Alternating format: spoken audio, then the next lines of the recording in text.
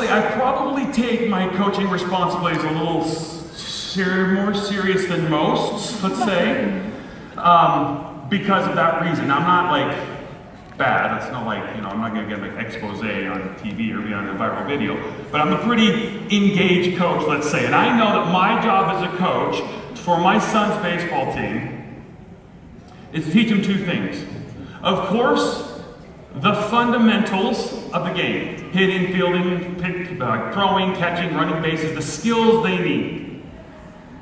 But it's also my job to help them develop the right mindset as baseball players, so that when the pressure of the game comes, they can make decisions, the right decisions that will help us achieve the outcomes that we want. They say that baseball is 90% mental, and I don't know who gets to assign these weird arbitrary percentages to things like that, all right? I'm sure Brendan hasn't done a study on it, so there's not really a percentage, but what they're trying to say is that success as a baseball player is mental.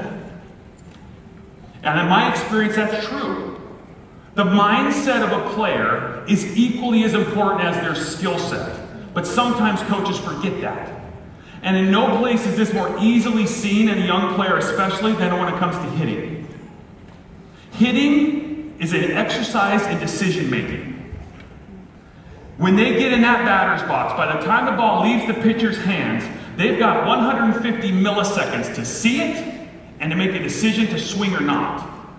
There's no time for hesitation. They've got to decide what they're going to do and act.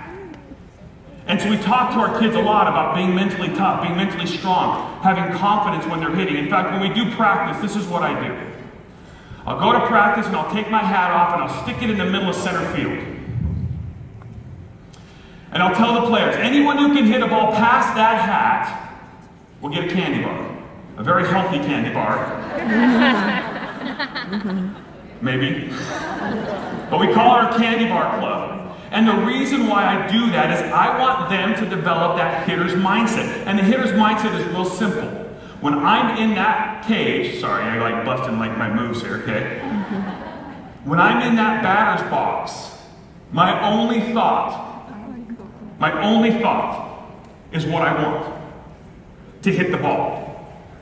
I'm not worried about anything else. I'm focused on what I want so that my decision making in that 150 milliseconds comes from a place of belief and confidence.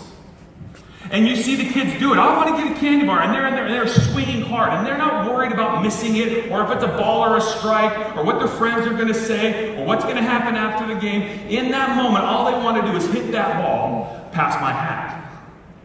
And as a consequence, they execute much better. When games come, though, it's interesting.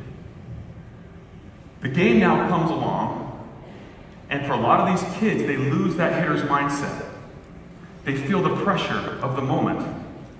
And they get in that box, and I can tell that they're not coming at it from a place of focusing on what they want.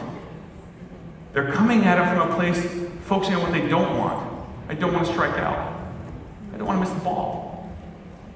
What if I swing at a bad pitch and everyone laughs at me? And as a result, their execution is worse. They're less successful. Okay? Now, what does all this have to do with you as coaches? All this baseball stuff. Let me move on here. Okay? I want you to remember this analogy when it comes to decision making. When you are in the batter's box of your business, what does your decision making look like? And right now you're there. What are you going to do with all this information you gather? Are you just going to collect it like it's some Hall of Fame collection of information? Or are you going to do something with it? Decision making. 3 principles of decision making I want to cover right here. The first principle is I want you to understand what's driving your decisions. I want you to be consciously aware of that. I want you to take a moment sometime while you're here and be consciously aware of what's driving the decisions that you're making. Am I coming at my decisions from a place of focusing on what I want with belief and confidence behind it, or are my decisions being driven by a focus on the things I don't want to have happen? Am I proactively pursuing the things that I want, or reactively trying to prevent the things I don't want from happening? There's a difference. When my kids get in that batter's box, to them, how they're swinging in the game and practice feels the same. It feels the same to them. But their mind's different. And it shows in their execution. It's same here. I feel like I'm doing the same things I was doing before. Okay, great.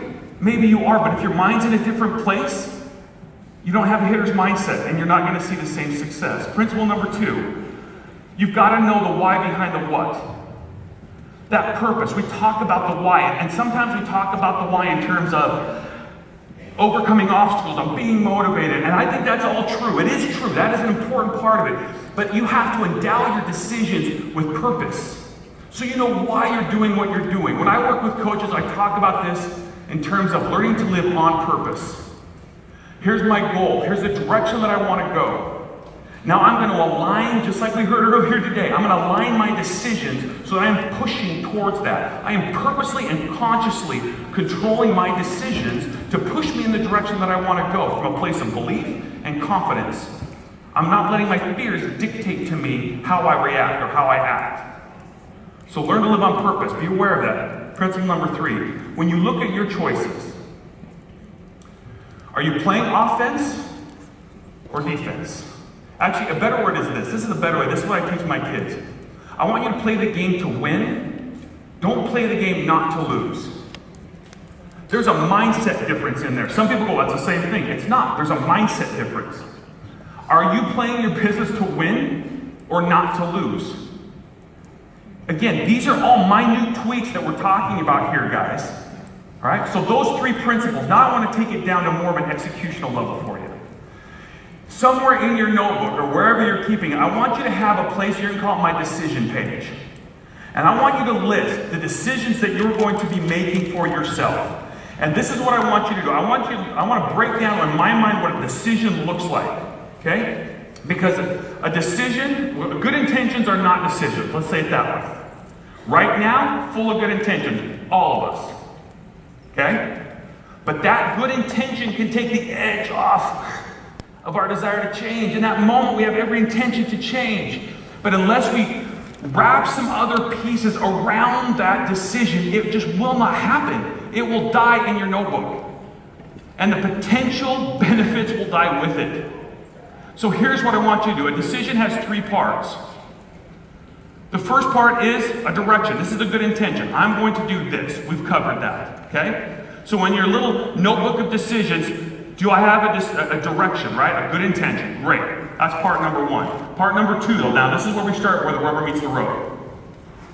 An action plan. I'm not talking about like some 300-page manifesto. I'm talking about a simple statement of here's what I'm going to start doing. A, B, C, D.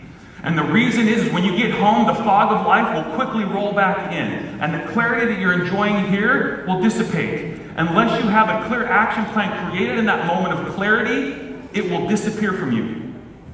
So create that action plan. I'm going to do this and start on this day. So actions, specific things you're going to be doing, at least to start. Don't try to bake the whole thing, okay? But at least to start, along with the date.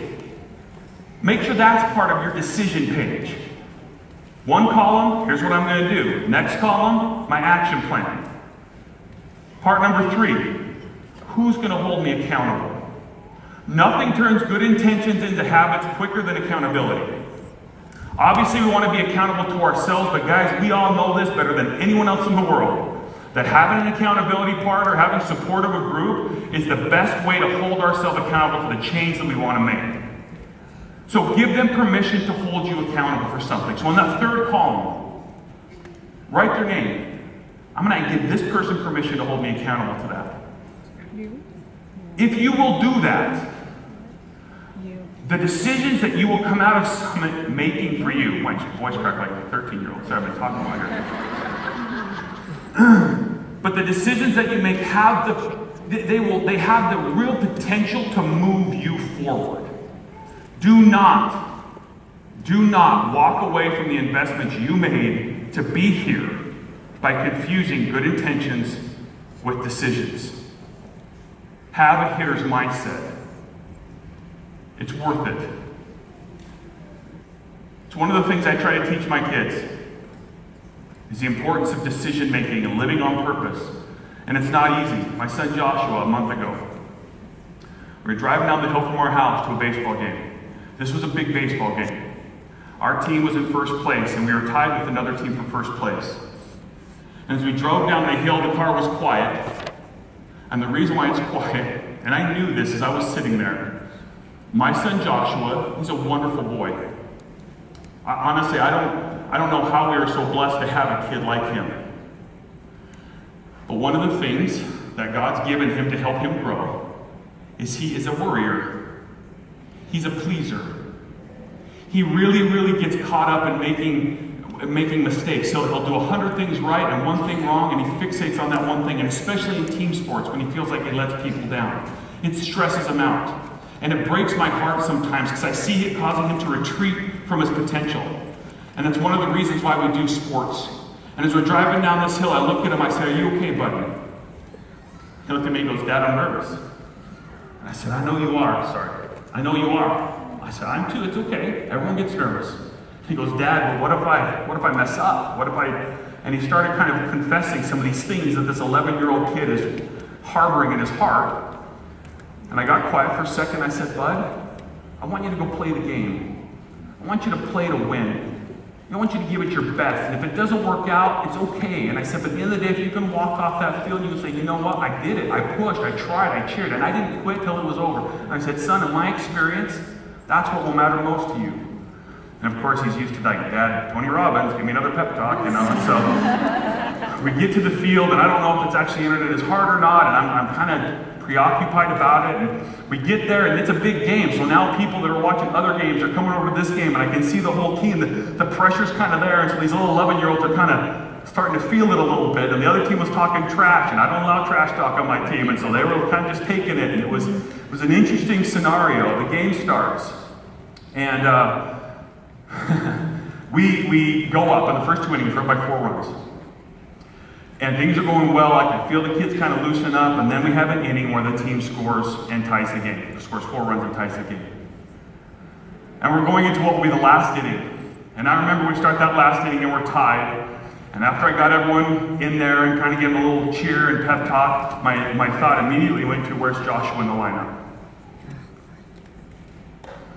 And as a confession, my heart was like, I hope that he doesn't have to get up this inning, because this is a big moment.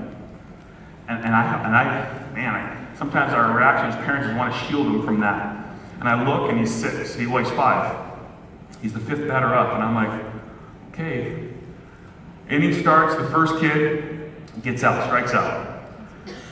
The next kid gets up to the plate, hits a single, gets on first base, ends up stealing second base. The next kid up gets a walk. Okay, so we're 3 batters in. The next kid up, number 4. He hit another, just an inside infield kid. It was really weird. But anyway, we have bases loaded. And my son's up. And he's standing in the batter's box, and he looks at me, and I look at him, and he's like, and I'm just like, yeah, you got this. And inside my heart is just breaking. I'm just like, oh my gosh, because I can see in his eyes what he's going through. And he gets in the batter's box, and the first pitch is a strike. And he steps out of the batter's box, he looks down at me at third base, and I could just see his face. I'm like, okay, right now I need to be a dad more than I need to be a coach. I call timeout, and I wave him down. And I put my arm around him, and I said, buddy, I know you're worried. And I said, but I want you to get in that batter's box, and I want you to hit the ball. I want you to swing hard. I want you to just play the game. You can do this. I said, don't let the moment scare you. Right now, swing hard. Play to win, Joshua. And if you miss it, I don't give a crap. I don't care. It doesn't matter to me, buddy. You got this. Now, of course, it was kind of like subdued like this. I wasn't walking around. But... And he kind of looked at me, and I'm like, you can do this. It's okay. Swing hard. And he got back in the batter's box, and I could always tell when Josh was ready to hit and to have that hitter's mindset, because when he does it, he kind of just stands a little bit forward in his stance, which isn't a good stance. And I watched him get in there, and he kind of leaned back. And I'm like, okay, he's locked in now. He's locked in. The next pitch was a ball. And he stepped back and he looked at me, and I looked at him, and I was like, hit the ball. Be a hitter. And he put his foot back in there, and that next pitch came, and it was a strike, and I watched him step into that ball. This is actually a picture of it. That night, I watched him step into that ball, and he hit this great shot hard. He swung hard. I was so proud of him because he swung hard. He played to win, and he hit that ball right up the middle. We win the game, okay? And we're walking off the field, and he's feeling like a champion. He's feeling like, for my little guy, this is like the biggest thing ever. And we're walking off, and he does this to me every once in a while. And I'm talking about it, and I'm talking about things, and we get kind of the quiet part of the parking lot, just the two of us, and he goes, "Dad, are you proud of me?" Every time he asks me that, I'm like, "Dude, of course I'm proud of you, good back." It's my teaser, right? And I looked down and I said, "Yeah, of course I'm proud of you, Josh, but you know why I'm proud of you? I don't care if we won the game, dude. This is a Little League baseball game. In your life, you're going to forget about this. I'm smelling it. I'm proud of you because you stepped into that batter's box and you played to win. You had the mindset of a hitter. You wanted to play. You didn't let the moment shrink from you. And Joshua, in your life, that will matter more to you than winning that game. That's why your dad's proud of you." Coaches, when you are in the batter's box of your business, that mindset is so important. The decisions that you make coming out of Summit can change you if you will make them correctly from the right place. And I think one of the things that we can all do a little bit better with is making sure our mindset is right with our decision making, that it comes from the right place, that we have that hitter's mindset, you guys, okay? All right. So, thank you. I was like, I forgot to bring my card. All right. Thanks for letting me indulge in a little storytelling for my son there. Hopefully I'll get you to stick that in your brain. We got some more stuff coming for you.